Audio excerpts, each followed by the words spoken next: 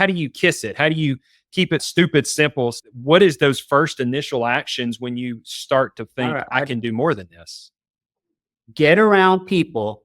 So think of something that you'd want to make a year if it's about money, or if whatever you want your business to look at. So let's just say it's $1 million a year. You want to make $1 million a year. Get around people that if they made $1 million a year, they'd be banging their head against the wall and they'd be so pissed. Yeah. Like that guy who makes 16 million, he would be pissed if he made $1 million, right? Because he went backwards. If you get around people like that, I just think you'll grow much faster. Plus, the people they became to make that much money, they've already gone through everything you've gone through and then some. And they're going to be such a valuable asset. That's what people forget. The person you become to reach those goals, to make $1 million a year or to build a business, to own 4,000 units, you have to go through so much that's really what you're after. The money is the byproduct. So how do you get in those groups? You can get in masterminds like we have, right? Everybody in that group is trying to do big things. Right. And you have to bring value to groups, be really valuable, do your best. Don't expect anything in return, just give. So like I got that guy off a program anybody can get. It's called SCORE. It's an acronym, SCORE. You can go on Google. I got on there with him. I met him and he was building like a monster home. And he was the actual builder on it for himself. And he was kind of doing it as a hobby. He learned to build homes. He had sold all his franchises and everything. And I have a background because of just from flipping homes and I know blue collar stuff. So I told him, hey, if you ever need me to go out there, help you with subs, anything like that, I'll do it. Just call me and I'll make it happen. Because I lived like 5 minutes from the house he was building and he lived 20 minutes. So he said, no, don't worry about that. He asked me like 3 weeks ago, hey, can you run over there? I got this issue. I went over there, took care of it. And I was there for 2 hours talking to guys and helping them out. And then he really appreciated it, you know? Yeah. Well, he says, yeah, I don't want to like have you running around for me. I said, hey, Anthony, don't worry about it. You need something, I'll help you out. So he started to look at me like I can help him too. And then I would start talking to him about his business and he would come up with things and I would kind of give him my insight on it. And we became more like peers than anything. But he was at such a high, he had already gone through all these barriers that I was still going through, that he helped me go through them without even really knowing it.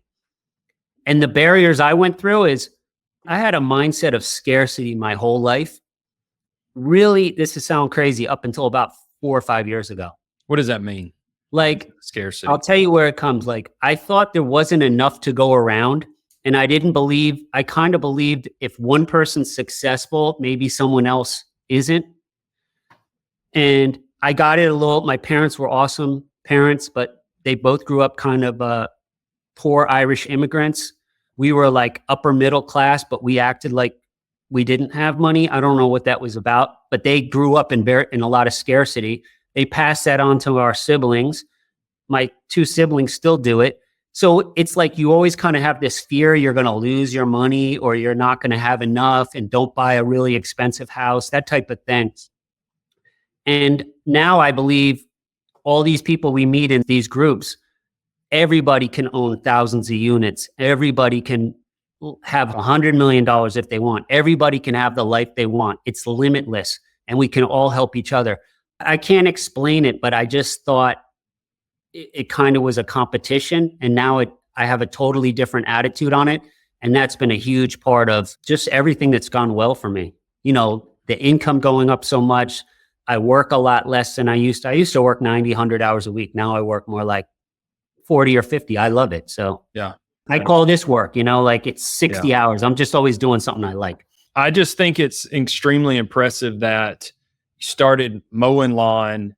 And let me ask you this, when you started your lawn business, did you know that you were going to do something awesome in life? Did you know that you were going to be better than what your parents were financially and vocationally as far as with their job? Like, was there a sense of greatness that you were going to do something awesome? That's a good question. I don't know. I'll tell you what, when I started, I really started young, like 13, 14. So I don't even know why I started. I just knew that it was better than my sister was 5 years older than me. She worked at a video store and she made like $2.85 an hour. And I was thinking, I'm cutting lawns for 25. Like, what is she doing? Yeah. And she had to get a ride from my parents to the video store. I remember asking my dad, why does she do that? Yeah. Why doesn't she just go cut lawns? And then he said, well, you have to ask her. I don't know. But I was just thinking she's crazy. And so were other people. So I just thought that was a better way. But the time I was 17 or 18, I did think I would have a big business, but I actually had a lot of pushback. I didn't go to college. I wanted to be an entrepreneur. My parents were big on education. That was the way that they became successful.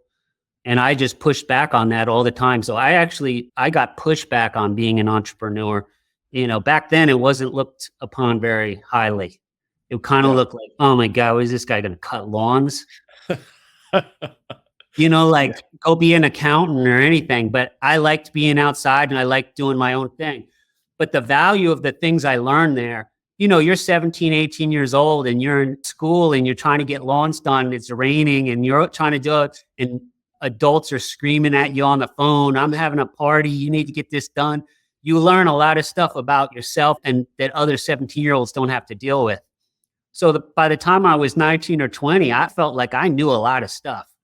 Mm-hmm. But I don't know when I really thought it could be anything I wanted, really 10 years ago, where now I feel like it could be anything. I could have franchises everywhere. It could be hundreds of millions of dollars. I absolutely believe it can be. So what does your back end side look like to be able to run in so many states? I know you got the subcontractors that are there locally. So how are you logistically handling this with your team on the back end? Well, you know, being in different states doesn't, except for like sales tax and some of the little paperwork, which is pretty minimal. It's just to get going. It really doesn't have any change on the thing.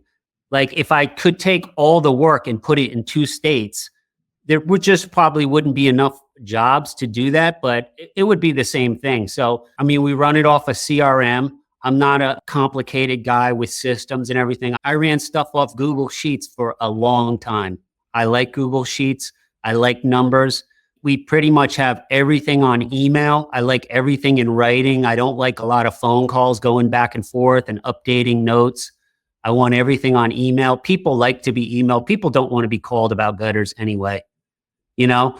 And then the subcontractors too. I don't want everybody texting me, calling my team, but we have like a subcontractor hotline. Any one of them can call them if they need issues or there's problems. I have somebody who's dedicated to that. We have, you know, I have a small team. It's not really that big. They onboard them. They pull their insurance. They schedule their jobs. They figure out the rates. I'm kind of out of all of that now, but I did all those things at one time. I created all those jobs. I did them. I figured out how to delegate them. And in some cases, a lot of cases, people do them better than I do. It's just the truth.